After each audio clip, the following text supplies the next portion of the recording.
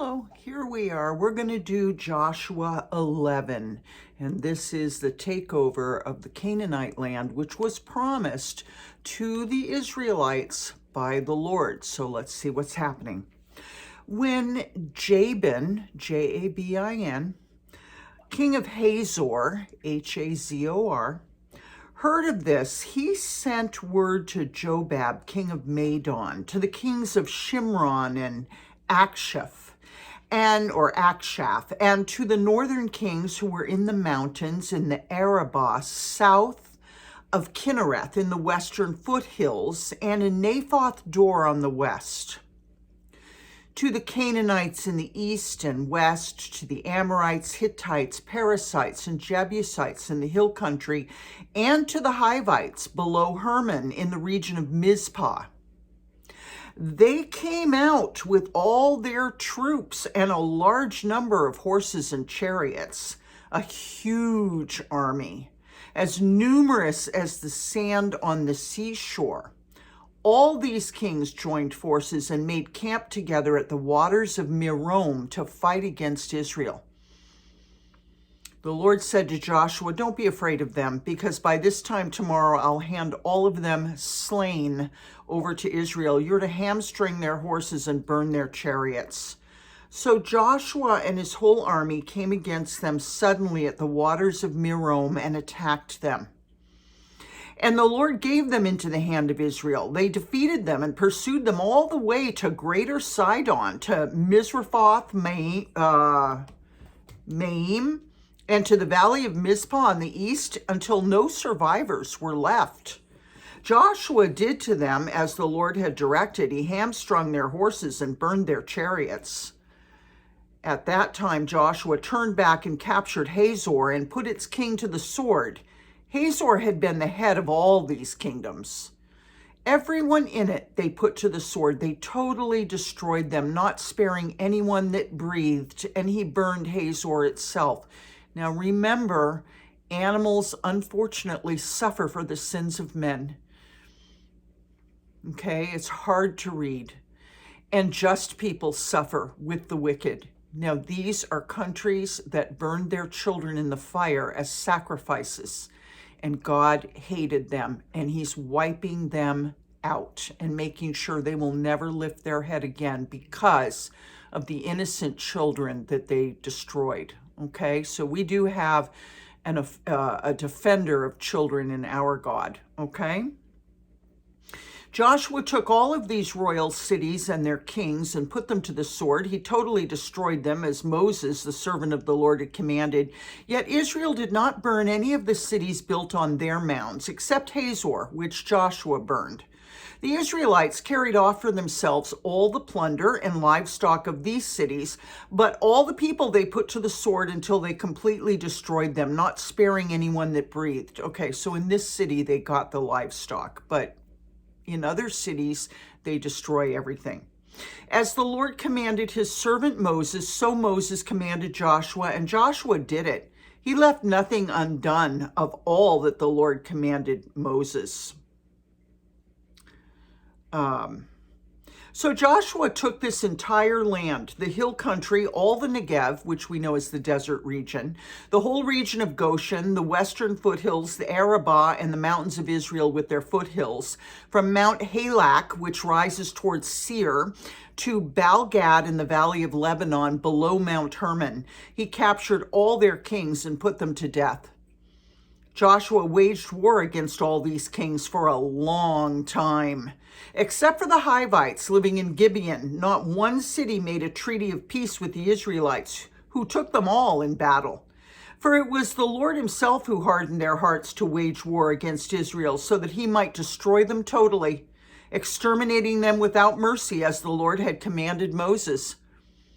So the Lord can harden hearts, okay? And that's really scary. We definitely don't want him to harden our hearts so that we end up destroyed without mercy, okay? So if the Lord's calling you, make sure you're listening and you're coming. And if the Lord is calling you into service and asking you to obey his precepts, make sure that you come into his service and obey his precepts, okay? At that time, Joshua went and destroyed the Anakites from the hill country, from Hebron, Debir, and Anab, from all the hill country of Judah and from all the hill country of Israel. Joshua totally destroyed them and their towns.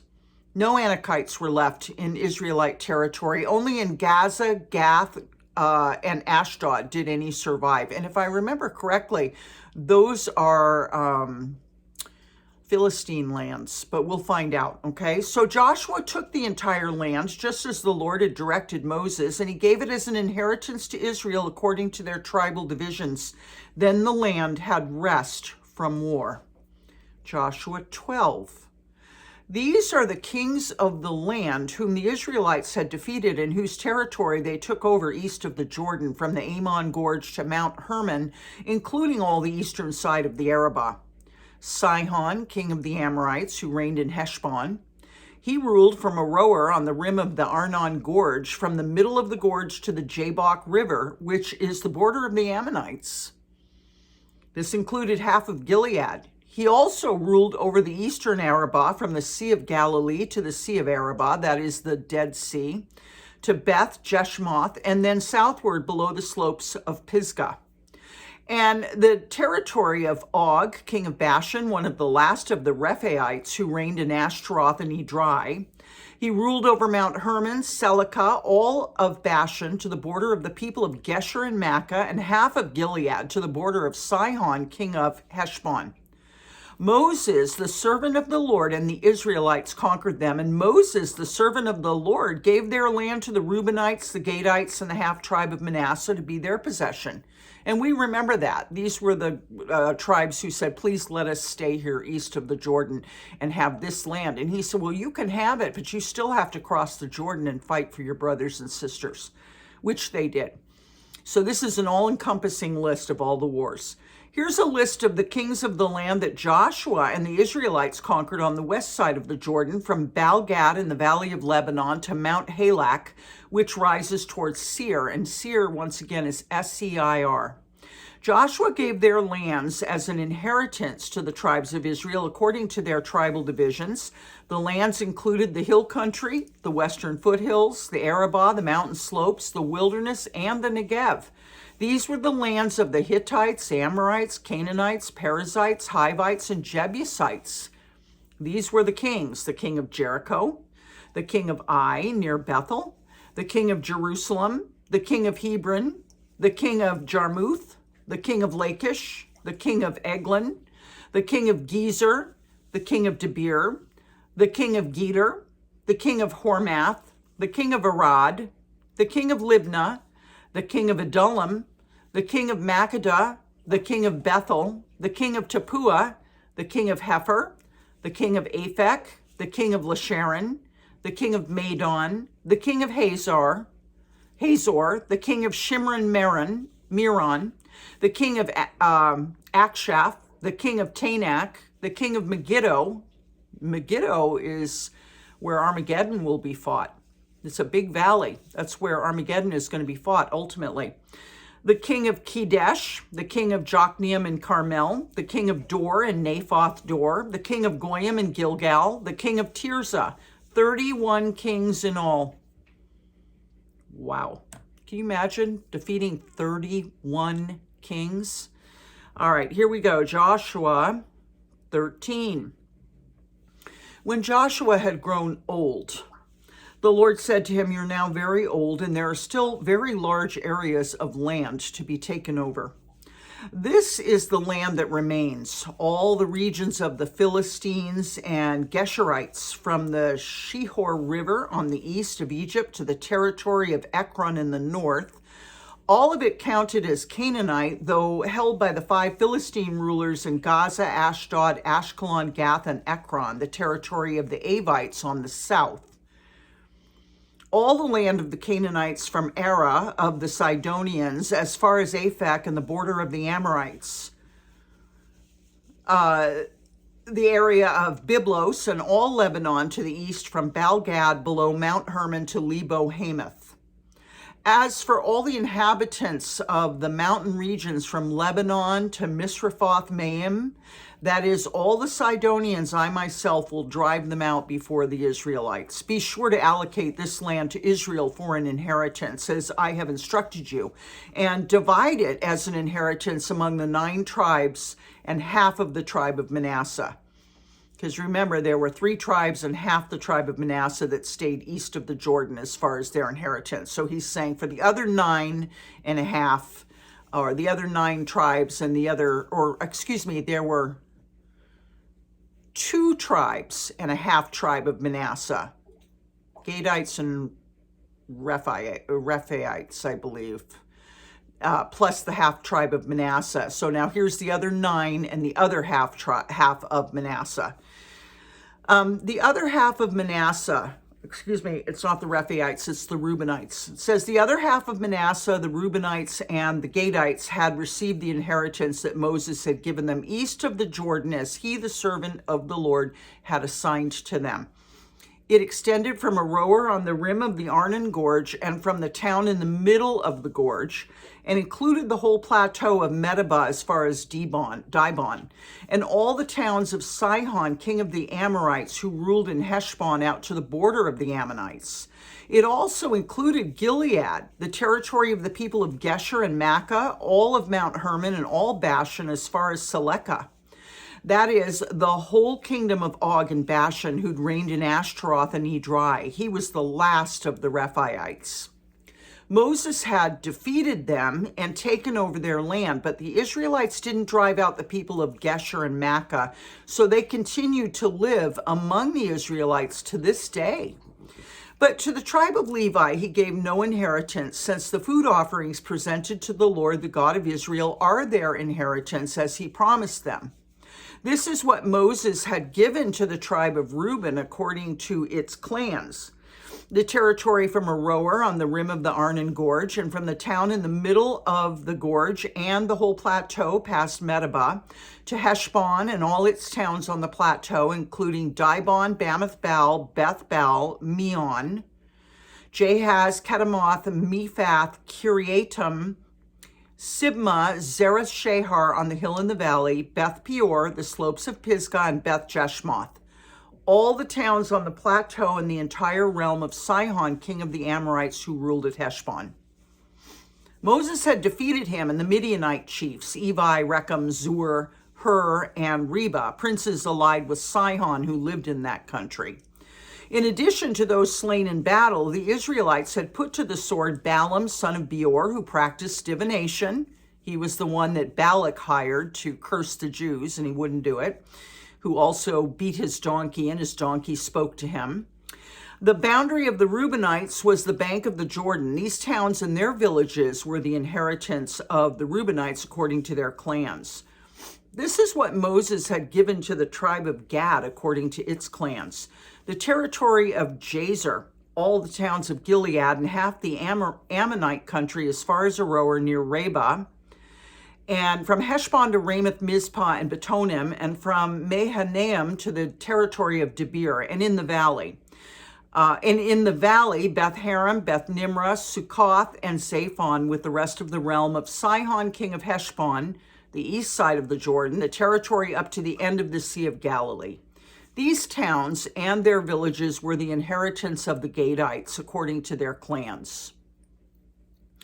This is what Moses had given to the half-tribe of Manasseh, that is, to half the family of the descendants of Manasseh according to its clans.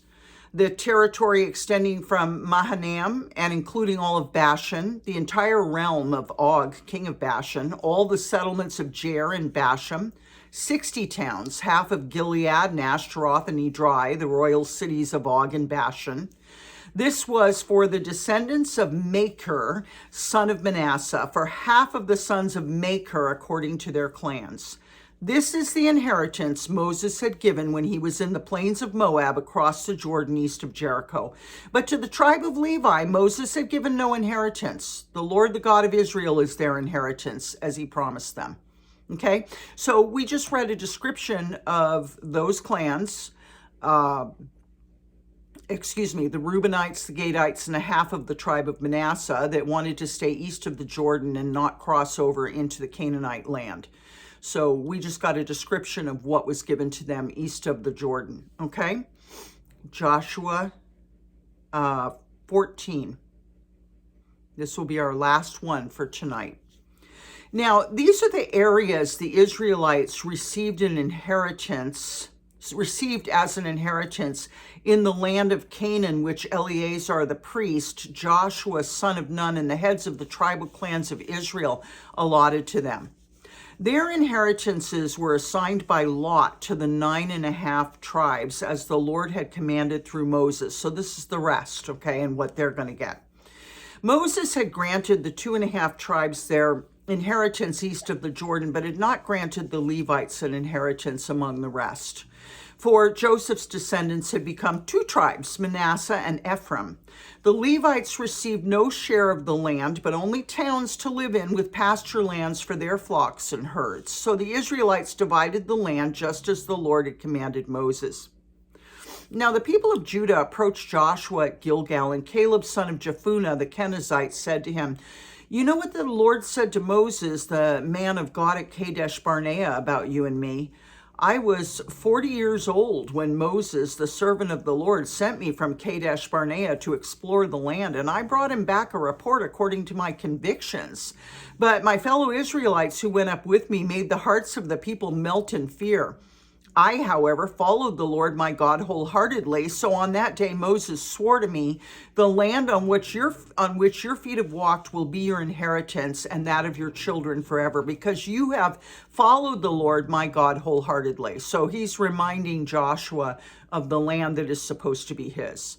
"Now then, just as the Lord promised, as he has kept me alive for 45 years since the time he said this to Moses while Israel moved about in the wilderness, so here I am today, 85 years old. I'm still as strong today as the day Moses sent me out. I'm just as vigorous to go out to battle now as I was then.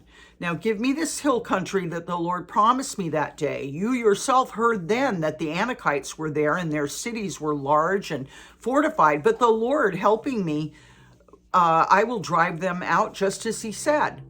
Then Joshua blessed Caleb, son of Jephunneh, and gave him Hebron as his inheritance. So Hebron has belonged to Caleb, son of Jephunneh the Kenizzite, ever since, because he followed the Lord, the God of Israel, wholeheartedly. Hebron used to be called Kiriath Arba, after Arba, who was the greatest man among the Anakites. All right. Then the land had rest from war. So we will go on tomorrow with Joshua 15. I love you very much. You know, Hebron is still a big city in Israel to this day. You can look it up and you will see that it is still quite viable, and what a history it has, thousands of years old, because this is thousands of years before Jesus Christ. I love you, and I will see you tomorrow. Don't forget to pray, okay? Keep your hopes up. We had a beautiful Easter. I hope yours was beautiful. I love you, and I'll see you then. Good night.